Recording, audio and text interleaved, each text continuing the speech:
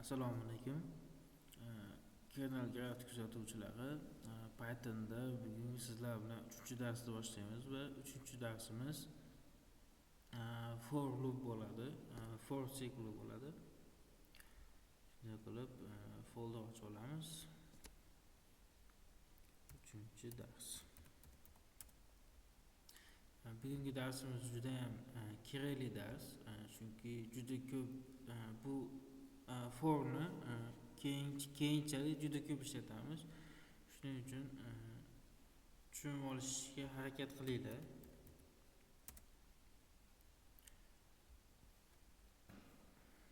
For bu sikl qayta aylantirishimizga yordam beradi bu. Buning uchun misol ishlasak osonroq bo'ladi. Masalan, for in range deb yozsak va buni ichiga nima yozamiz? Buni ichiga 1dan 20gacha, 2tadan. Hozir tushuntirib beraman. Print e. Bizga mana 1, 3, 5, 7, 9, 11, 13, 15, 17, 19 chiqaverdi. Biz nima dedik? 1dan 20gacha ol, 1dan 20gacha ikkitadan chiqaver. Masalan, 1 bo'ldimi 3 chiqadi, 3dan keyin 5 chiqadi, 5dan keyin 7 chiqadi. Xuddi shunaqa bo'lib, ikkita tashlab ketadi. Buni biz shu yerda shart berib ketganmiz. Agar bu 2 ni yozmasak, u avtomatik default bitta oladi. Mana 1, 2, 3, 4, 5, 6 bo'lib ketadi. Chunki biz anaqani bermadik, 3-chisini bermadik. Bu o'sha nechtadan olishi bu yerda masalan 3 deb yozsa, 3tadan tashlaydi. 3ta hisoblaydi. 1, 4, 7, 10, 13 qilib 3tadan tashlaydi. Agar buni yozmasa, u default 1 hisoblaydi va bitta oladi buni. Bitta aylantiradi, bitta sikl qiladi. Bu yerda xohlaganimiz yozishimiz mumkin. Masalan, 20dan 30gacha deb. 20dan 30gacha deb yozsa, u bitta olib beradi, 20, 21, 22, 23 qilib aylantirib beradi, bizga sana beradi tayyor. Bu yerda mana buni tushuntirib bersam, for in range. For aylantir, range masalan 20 bilan 30 orasidagi narsa i bo'ladi. I deb bunaqa olamiz. Bu i 21, 22, 23 har bittasini nomi hisoblanadi bu. Yoki nums deb bersak ham bo'ladi. Buni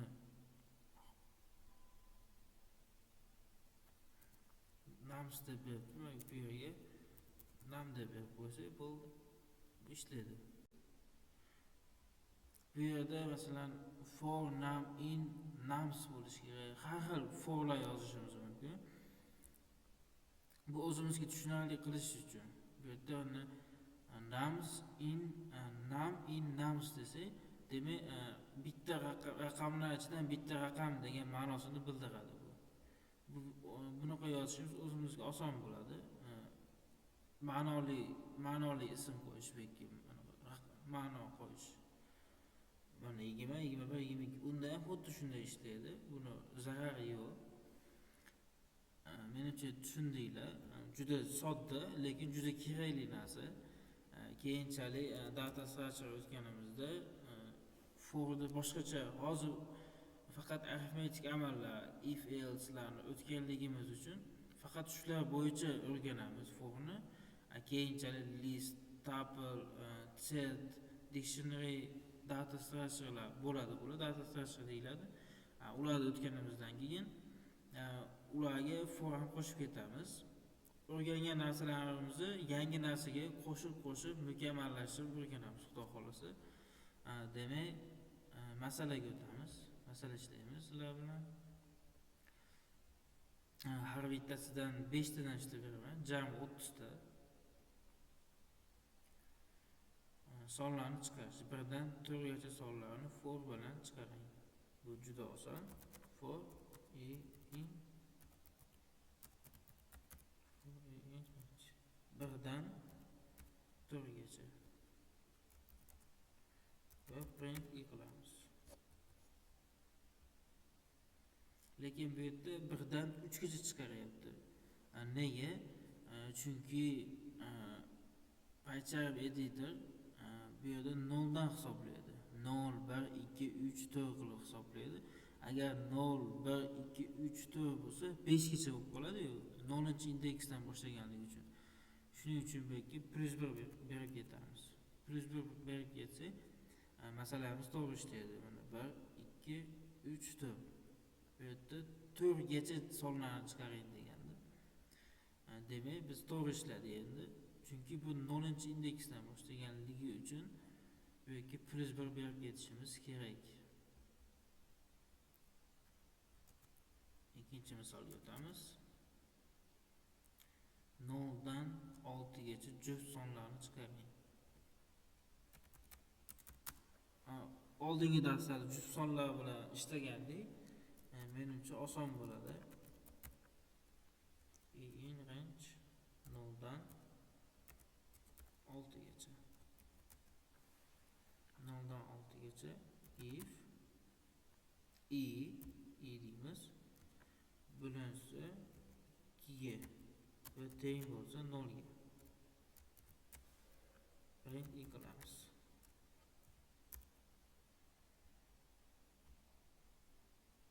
Print i qilsak 2 va 4. 6 ni o'zini olmadi. Chunki bu yerda 0-indeksdan hisoblayapti. Bir deb olsak, shunday keyin 2, 4, 6 deydi. Bu 0-ni bir qilib qo'ysak ham bo'ladi, zarari yo'q. Bundan ham bir xil narsa chiqadi. 2, 4, 6.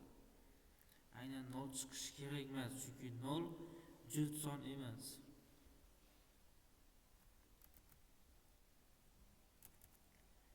Keyingi masalaga o'tamiz. 1 dan 7 gacha tog' sonlarni chiqaring.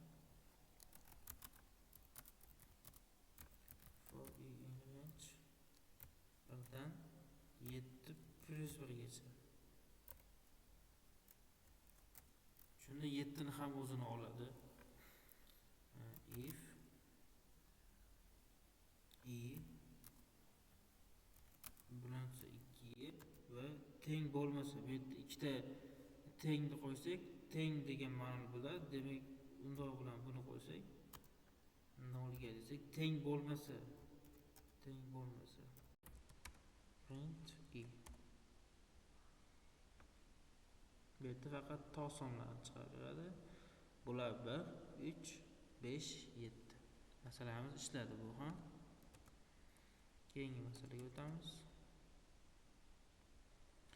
1 dan 3 gacha sonlar yig'indisini hisoblang. Buni hisoblash uchun birinchi o'zgaruvchi ochib olamiz. Hisoblash uchun uni 0 ga tenglab qo'yamiz. Keyin for bilan qo'shib ketamiz buni. For i in range 1 dan 3 + 1 gacha. 3 ni ham olamiz. 1 gacha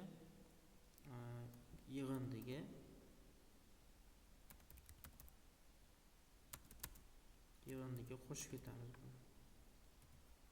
Har bitta aylanayotganda, masalan, yig'indi +i deyapmiz. Bu yig'indi yangi o'zgaruvchi bu, bo'sh o'zgaruvchi. Bunga har bitta aylanayotgan, masalan, 1 aylanadi, qo'shiladi bunga. Yana bitta aylanadi. Bunda 2 keladi. 1 dan keyin 2 keladi va u 1 ga bunga qo'shiladi, 3 bo'ladi. Keyin yana bitta aylanadi, bunda 3 keladi, 6 bo'ladi keyin. Bunga yana aylanayotganda bu yerdagi o'zgaruvchi qo'shadi bunga. Qo'shib 6 bo'ladi. Buni print qilsak, print yig'indi qilsak 6 bo'lib chiqishi kerak.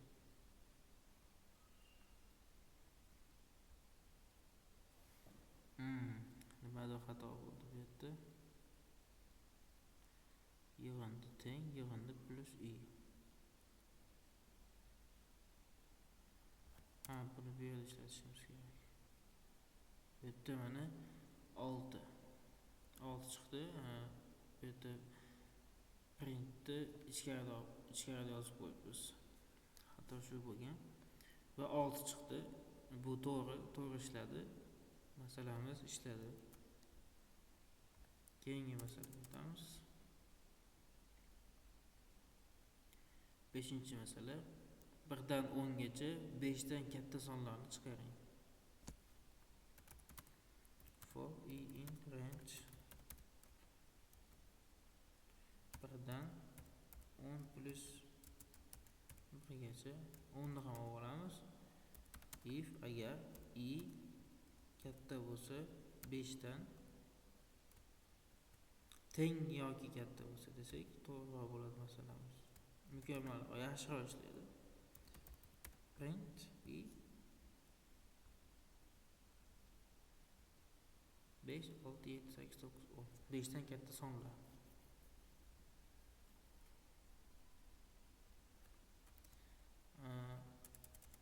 Bu yerda oddiy daraja masalalar bo'yicha 5 tasini ishlab berdim. 5 tasini qolganlarini o'zinglar ishlaysizlar. Buni Telegram kanaliga tashlab qo'yaman masalalarni. Bir-biriga o'xshash, masalan 2 dan 5 gacha har bir sonni 2 ga ko'paytiring. 2 dan 5 gacha for da yozib olasizlar va uni print qilayotganda print e qilyapmiz-ku. Shu print e qilayotganda print e ko'paytiruv 2 qilib qo'ysak, bu masala ishlaydi. Qolganlari ham oson juda ham. 1 dan 6 gacha sonlarni chiqaring yoki 0 dan 5 gacha 3 dan kichik sonlarni chiqaring. Mana hozir biz 5 dan kattalarini chiqargan bo'lsa, sizlar 3 dan kichigini chiqarasizlar. Bir-biriga o'xshash hammasi. Keyingi darajaga o'tamiz unda. 5 dan katta yig'indi. 1 dan 10 gacha 5 dan katta sonlar yig'indisini hisoblang. Bu ham oson. Inshaalloh yig'indi ochib olamiz. Bo'sh va for e in range qilamiz. 1 dan 10 gacha.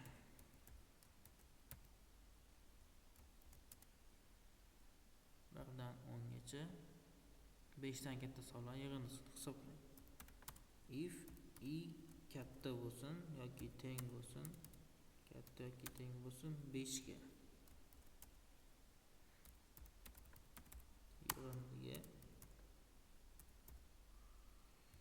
Yig'indi plus e qilamiz.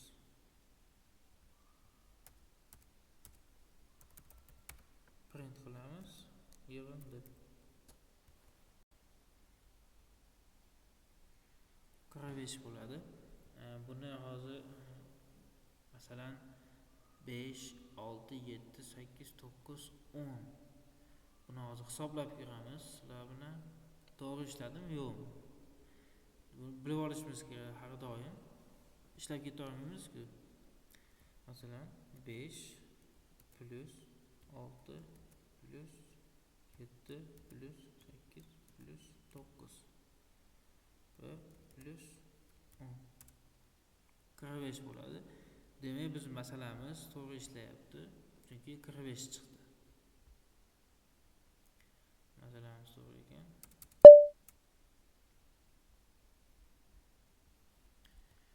Endi keyingi misolga o'tsak, 1 dan 10 gacha juft sonlar yig'indisini toping.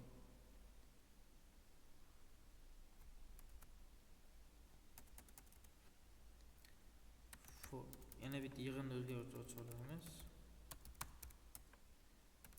For e in 1 dan 10 gacha. 1 dan 10 plus 1 gacha. Chunki 10 da ham olish kerak. If birinchi juft sonni aniqlab olamiz. E bo'lsa 2 ga teng bo'lsa 0 ga. Chiroyli bo'lish uchun buni ochib qo'yamiz.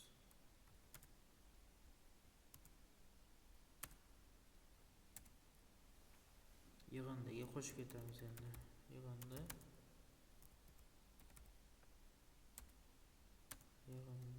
plus e. Endi print qilamiz. Print yig'indi. 30. Buni to'g'ri ishladimi yoki yo'qmi? Sinab ko'ramiz hozir.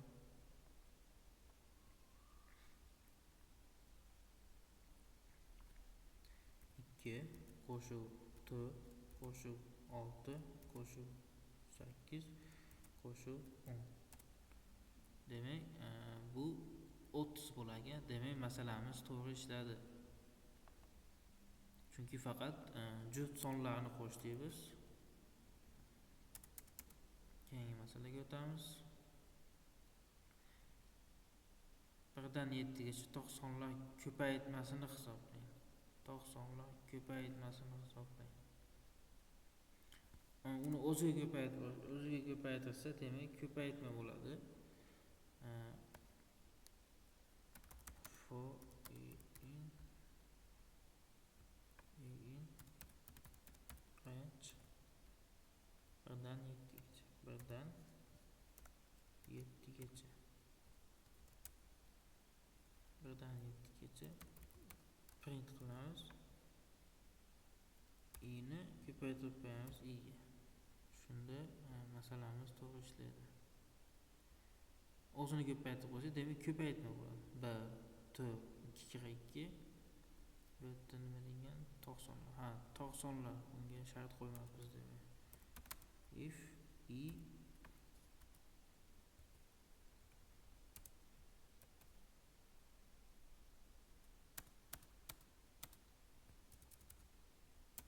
qilsak to'g'ri ishlaydi. Endi hozir buni faqat 90larga hisoblayapmiz. 1 ni 3 ni 3 ga 3 9, keyin 5 ni 5 kira 5 25 va 7 ni oldi 7 kira 7 49. Ko'paytmasini hisobladi. Buni ham ishladik. Uni masalan if ni ishladik masalan. If ni ishladik. Endi ko'paytmasini hisoblash. Ko'paytmasi uchun alohida bu yerda i ni yangi o'zgaruvchi ochish kerak-da buning uchun. Masalan ko'paytma deb turib i ni ko'paytirib i ga keyin bu yerga buni ko'paytma deb yozishimiz kerak bu yerda. Buni deb ishlasak ham bir xil narsa kelib chiqadi. Bitta ishlanadi, lekin alohida o'zgaruvchi ochilgan bo'ladi. Bu biz uchun nima desam bo'ladi? Biz masalani tezroq va qisqaroq ishlashga harakat qilishimiz kerak. Qisqa va tezroq. Masalan, qancha qisqa kod yozilsa, kodimiz qisqa bo'lsa, o'zgaruvchilar kam bo'lsa, bu kodimiz tez ishlashga olib keladi. Masalan, kichkina masalalarda bilinmasligi mumkin, lekin katta loyihalarda qancha kodni qisqa yozsangiz, shuncha tez ishlanadi va kompaniya boshlig'iga ham yoqib tushasiz. Shuning uchun masalalarni qisqaroq yechishga harakat qilishimiz kerak. Yangi uzun kod yozgandan qisqa kod yozib ishlagan yaxshi. Lekin bunda ham ishlayapti.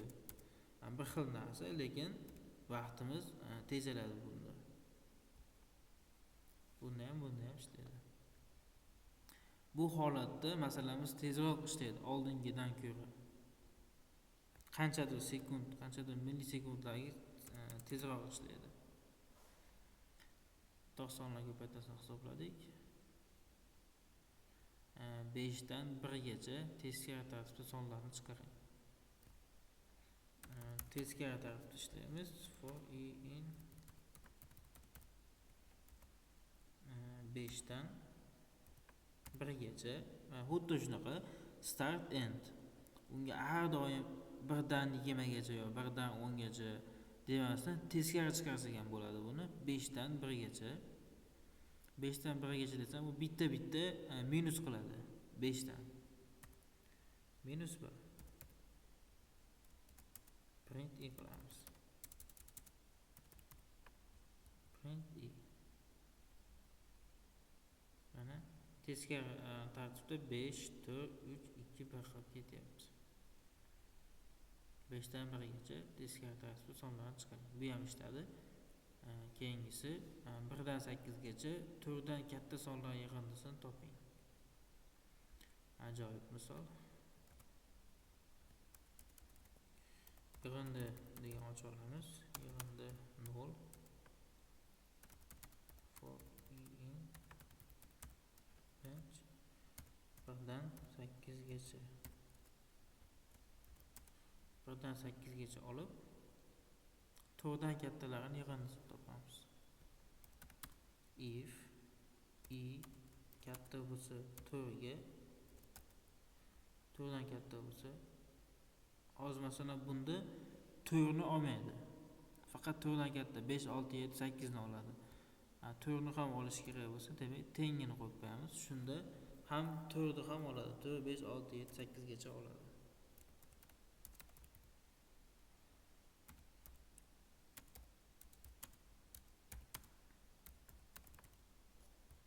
Ekranda I. Endi print qilamiz. Print yig'indi. 30 bo'lar ekan bu ham. 30 bo'ladi. Hisoblaylik-chi.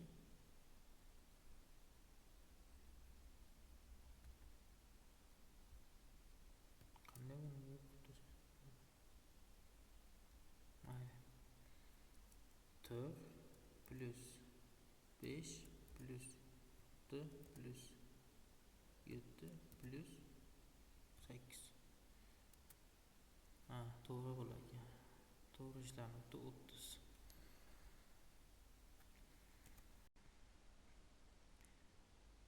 Buni ishladim. Bundan ham 5 ta ishladik. O'rta darajadan 5 ta ishladik. 5 ta qolgani o'zingizlar ishlaysizlar. O'zingizlar harakat qilib ishlab ko'ringlar. Qaysidirini ishlolmasanglar, buni o'sha Telegram gruppada har doim onlayn turaman.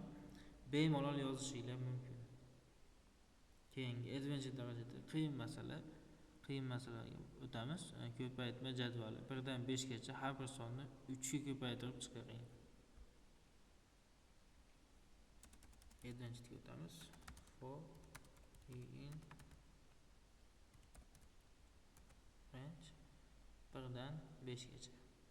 1 dan 5 gacha. 5 plus 1 gacha. 5 ham oladi o'ziga. Print. Bunda ham xuddi shunday qilamiz. Print I yozib turib, uni 3 ga ko'paytirib qo'yamiz. Alohida boshqa ichida yozmaymiz. Alohida ko'paytirib olib turib, keyin printni qilmaymiz-da. Printni o'zida ichida hisoblab qo'yamiz uni. 3 ga ko'paytirsa, 1 ni 3 ga ko'paytirsa 3 bo'lar ekan. 2 ni 3 ga ko'paytirsa 6, 3 ni 3 ga ko'paytirsa 9, shunaqa. Javonga kara jadvalni zo'r bo'lib olmayman. Masalan, oldinlari masalan dasturlashga kirmasimdan oldin matematikani bilish kerak derdi. Ko'pchilik YouTube'larda ko'rardim-da. Dasturlashni tezroq o'rganish, osonroq o'rganish, qanday oson o'rgansa bo'ladi. Shu videolar ko'rganman.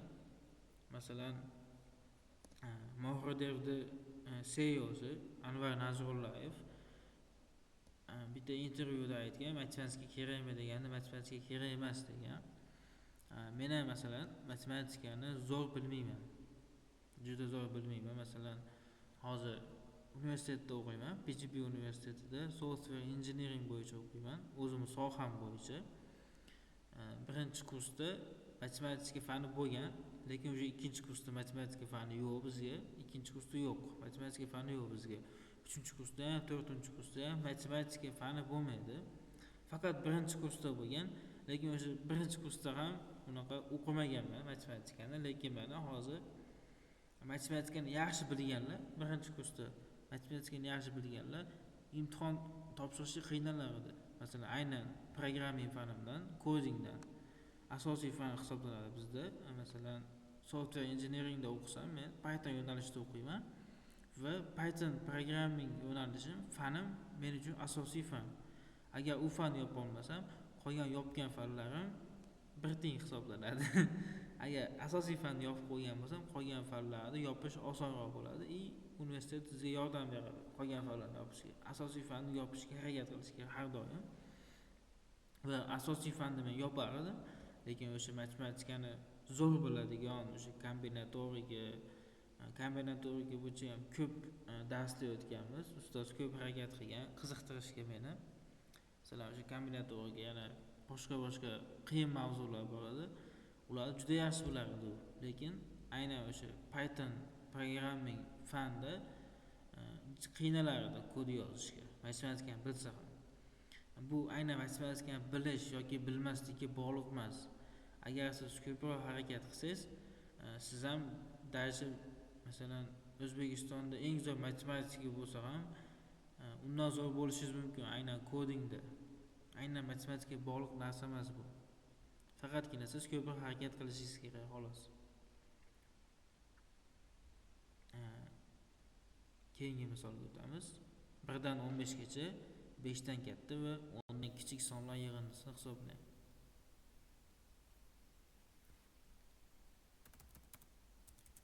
Hisoblang degan bo'lsa, demak yig'inni ocha olamiz.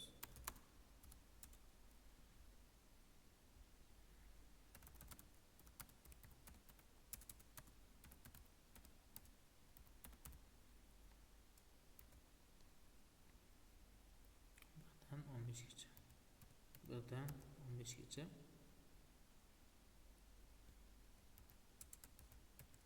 Ko'pchilik boshida ishonmaydi. Masalan, dasturlashni boshlagan bo'lsangiz, senga emas, sen o'rgana olmaysan deydi, lekin siz harakat qilishingiz kerak. Masalan, hozir o'quv markaziga borsangiz ham, Python asoslari, masalan, Python asoslarini hozir dars qilib o'tyapman. Aynan shuni bir oyda tugatib qo'ysangiz bo'ladi.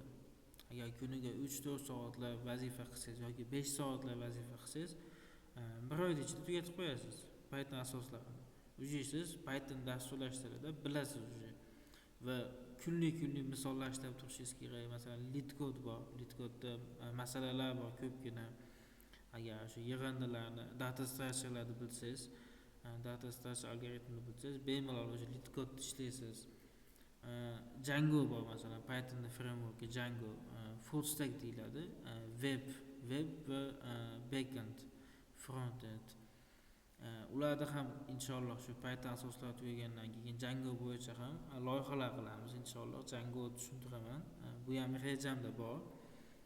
Masalan, Python asoslarini tugatgandan keyin siz o'zingiz bitta qaror qabul qilishingiz kerak.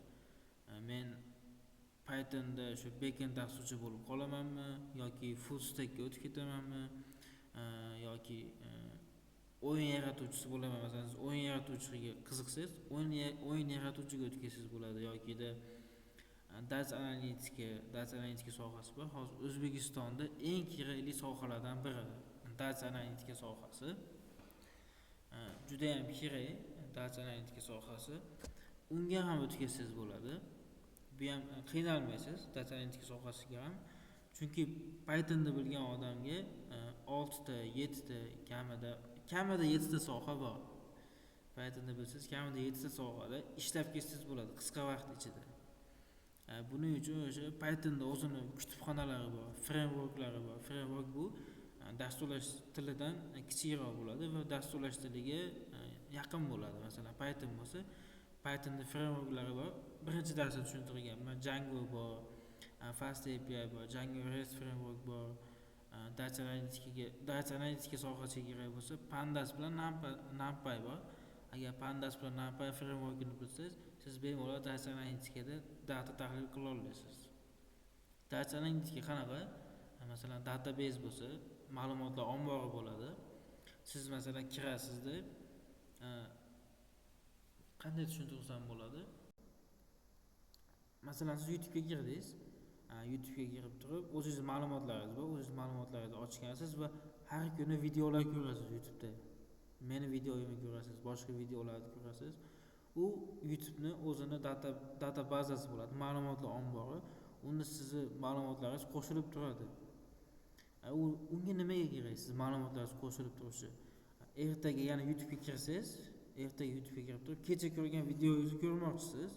Buning uchun siz o'sha nastroykasidan ko'rilgan videolardan kirsangiz, kecha ko'rgan videoyingiz, undan oldingi o'tgan oy ko'rgan videolaringiz chiqadi.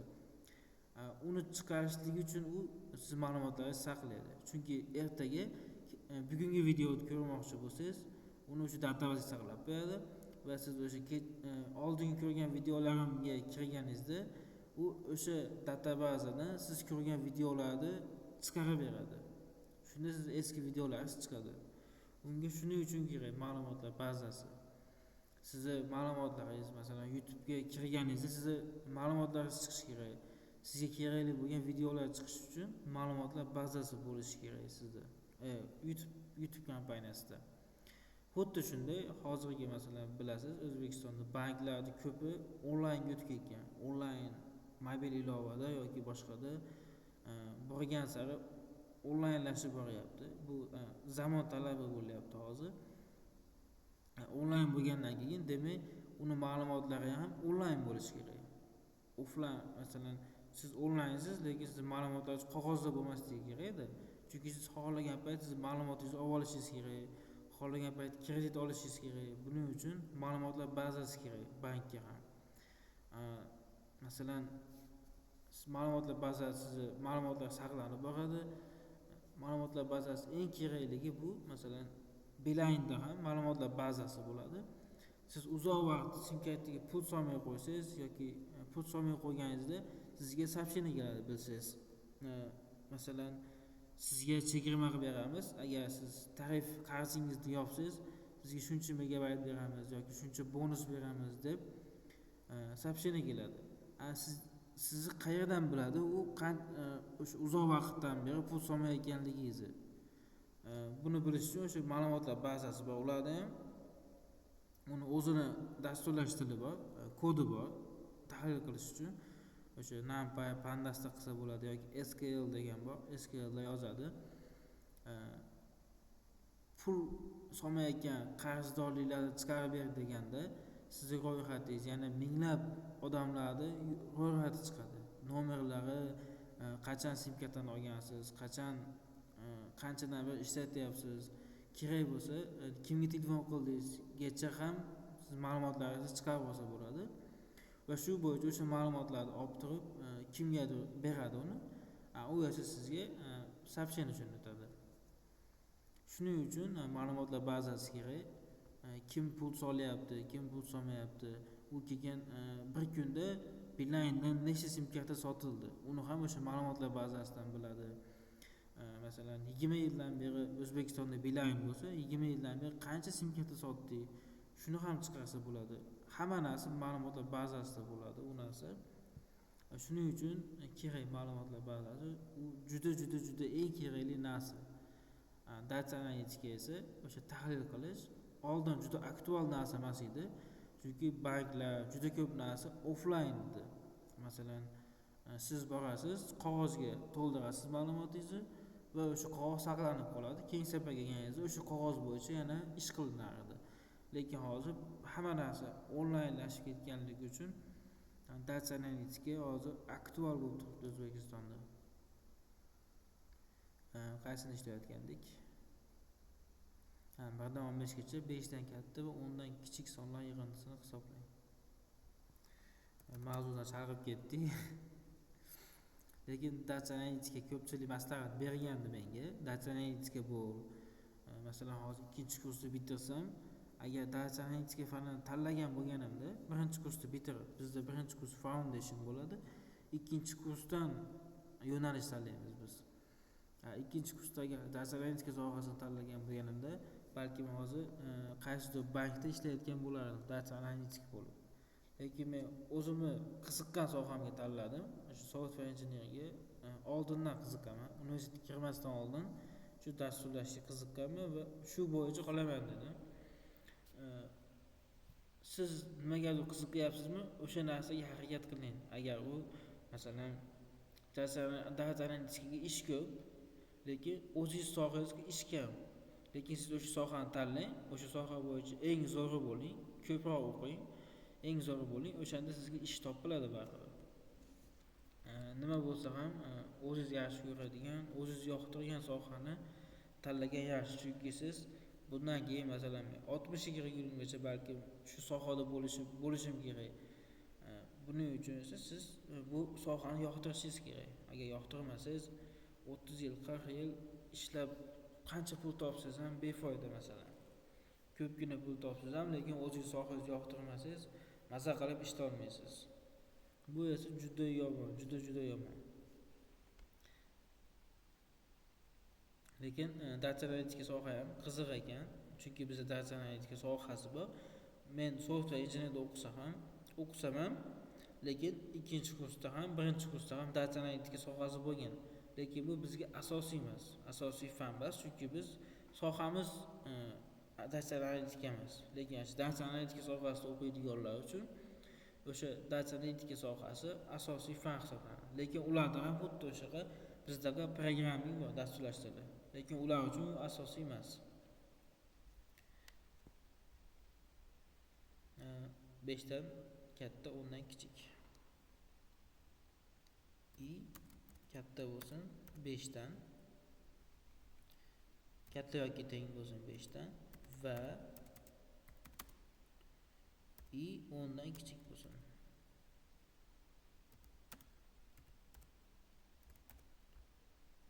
Ondan kichik sonlar yig'indisini hisoblaymiz.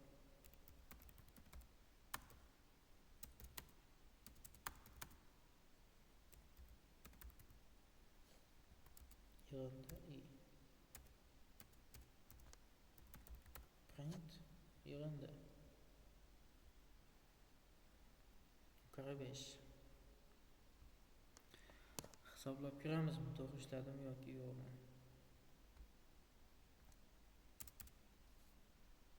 5 plus 6 plus 7 plus 8 plus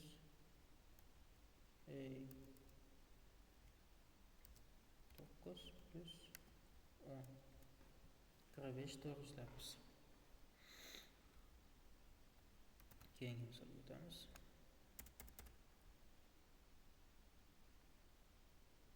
10 dan 1gacha, 10 dan 1gacha teskari hisoblanyapti bu yerda. 4 dan katta bo'lmagan sonlarni chiqaring. For I in range 10 dan 1gacha minus 1. 10 dan 1gacha 4 dan katta bo'lmagan sonlarni chiqaring. If 4 dan katta bo'lmagan, 4 dan kichik bo'lsin demak. I kichik bo'lsin 4 dan. Teng yoki kichik bo'lsin demak. Print I. 4 3 2 1. Yangi misolga o'tamiz.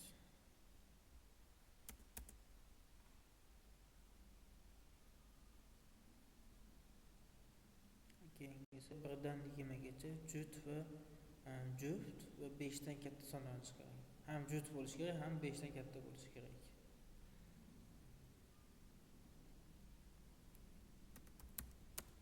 For I in range 1 dan 20gacha. 1 dan 20gacha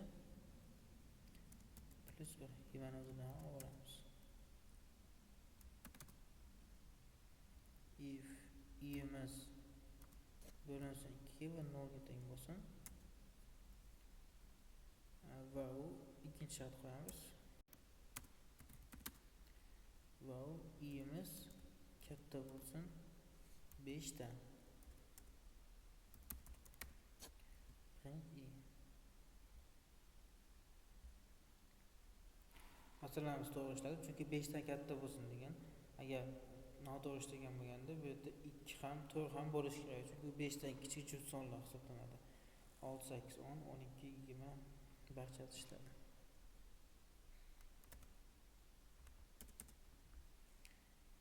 Keyingi misolga o'tamiz. 1 dan 6gacha sonlarning kublarini chiqaring. Kubni chiqarish uchun bu yerda I ni darajaga ko'paytiramiz. Ikkita yulduzcha bo'lsak, u daraja hisoblanadi. Darajaga beramiz. Darajani hisoblash uchun 3 ga ko'paytirish kerak ekan. Demak, boshladik. For I in range 1 dan 6gacha plus 1. 6ni ham olamiz. Print qilamiz. I ni darajaga ko'paytiramiz. Bu daraja ko'paytirgan 1 darajaga ko'paytirsa 3 bo'lar ekan. Bu yerda 2 ni darajaga ko'paytiryapmizmi bu yerda? To'g'ri darajani bilmayman. Daraja bu menimcha bunda men 3 ga ko'paytirib 3 ta darajasi mana 27 bo'lar ekan. 4 darajasi 64 bo'lar ekan. 5 ta darajasi 125 bo'lar ekan. O'xtay. 6 darajasi 216 bo'lar ekan.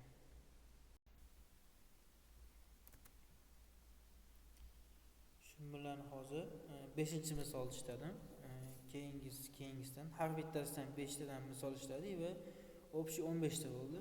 15 tasi esa sizlarga qoldi. O'zingizlar harakat qilib ishlab ko'ringlar. Bu juda masalan for bugungi mavzuyimiz juda kerakli narsa va buning uchun o'zi aslida 30 ta misol ham kam, kamida bir 30 ta emas 40 ta 50 ta ishlash kerak. Chunki bu eng kerakli mavzulardan, o'sha Python yo'nalishi bo'yicha Python dasturlashtiruvida. Aynan Python dasturlashtiruvida o'zi hamma dasturlashtiruvda o'ta shunday for bor, faqat boshqacha ishlanadi. Bizda boshqacha. Boshqa dasturlashtiruvda boshqacharoq bo'ladi. Hozir masalan biz Python dasturlashtiruvni o'rganyapmiz. Agar shu Python asoslarini to'liq tugatsak, keyin boshqa dasturlashtiruvga o'tishda qiyinchilik bo'lmaydi. Siz 2 oyda Python dasturlashtiruvini tugatasiz, boshqa dasturlashtiruvga o'tsangiz, uni 1,5 oy yoki 1 oyda tugatasiz. Oson, bitta dasturlashtiruvni bilgandan keyin qolganlarini o'rganish juda oson bo'ladi. Demak, qolgan 15 tasi sizlarga qoldi. O'zingizlar ishlab ko'ringlar. Bu ishlagan 15 tani ham o'zingizlar ishlab ko'ringlar. Chunki buni ham ishlashinglar kerak bo'ladi. Tayyor ishlangan, shunga qarab o'zingizlar ishlab ko'ringlar yoki o'zingiz mustaqil ishlab ko'ring boshqatdan, noldan qolganlarini 30 tani ishlab ko'ring. Va savollaringiz bo'lsa YouTube'dagi kommentariyada qoldiringlar yoki Telegramga o'tib, Telegramda gruppa bor, gruppa ochib qo'yganman. Unda shu misolni ishlatmayapman yoki shu misol bo'yicha maslahat bering. Masalan, siz 30 ta misol ishladingiz va yana qiyinroq misol ishlab ko'rmoqchisiz. Qiziqib. Buning uchun o'sha Google'da qiyinroq misolni topasiz. Agar uni ishlab ko'ra olmasangiz, gruppaga tashlashingiz mumkin. Uni birga ishlaymiz. Ko'proq misol ishlashga harakat qilib ko'ringlar. Mayli, sog' bo'linglar. Inshaalloh keyingi darslarda ko'rishguncha